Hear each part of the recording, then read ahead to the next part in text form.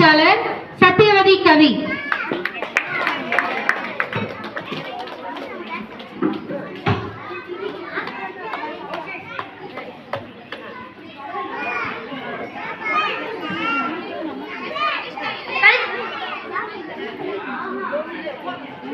கல் தோன்றி மண் தோன்ற காலத்தே முன் தோன்றி மூத்தமொழி தமிழுக்கும் வீரம் நிறைந்த தமிழ் மண்ணுக்கும் எனது முதற்கண் வணக்கத்தை தெரிவித்துக் கொள்கிறேன்.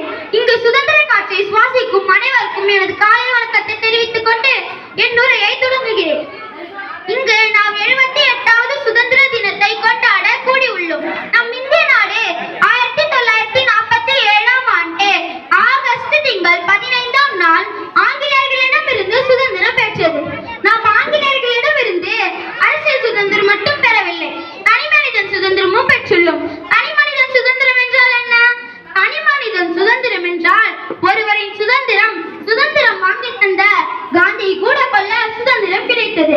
ஆனால் அன்று ஆங்கிலேயர்கள் நம் நாட்டை ஆட்சி செய்யும் போது தனிமனிதன் தன் விருப்பத்தை தேர்ந்தெடுக்க அனுமதி தரவில்லை. அது உணவாக இருந்தாலும் சரி, படிப்பாக இருந்தாலும் சரி. இது ஒரு பக்கம் இருக்க, மறுபக்கம் சில மக்களை தீண்டு தகாதவர்கள் என்று கூறி ஒதுக்கி வைத்தனர். அவர்களை மிருகங்களை விட மோசமாக நடத்தினர். ஏன், சில இந்திய மக்களை கூட அவர்களை மதிக்கவே இல்லை. எத்தனையோ பேர் தெரியாத சுதந்திர போராட்ட வீரர்களின் தியாகத்தின் விளைவுதான் நமது இன்றைய சுதந்திரமும் ஜனநாயகமும். என்று தனியும் இந்த சுதந்திர தாகம், என்று மடியும் இந்த அடிமையின் மோகம் என்று ஏங்கினார் பாரதியார். இந்த சுதந்திர தாகம் தண்ணீரால் தணியவில்லை, ரத்தத்தினாலும் கண்ணீரினாலும் தணிந்தது. விட்டு விடுதலையாகி நிற்பாய் இந்த சிட்டுக்குருவியை போல என்று பாரதி கண்ட கனவு பல போராட்டங்களுக்கு பிறகு நினைவானது.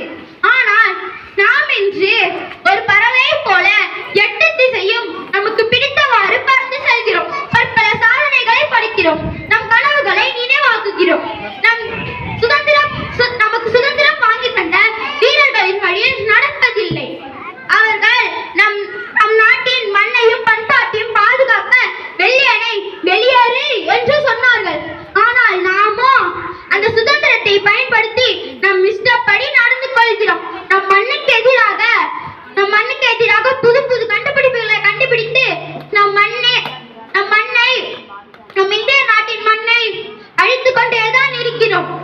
ஆங்கிலேயர்களின் வாழ்க்கை முறையில் வாழ்வதில் நமக்கு ஈடுபாடும் மதிப்பும் உள்ளது. உணவு, உடை, நாகரிகம் அனைத்திலும் அவர்களை போல் வாழ விருப்பப்படுகிறோம். அவர்களின் வாழ்க்கை முறைக்கு அடிமைப்பட்டு நம் உண்மையான சுதந்திரத்தை உணரவில்லை.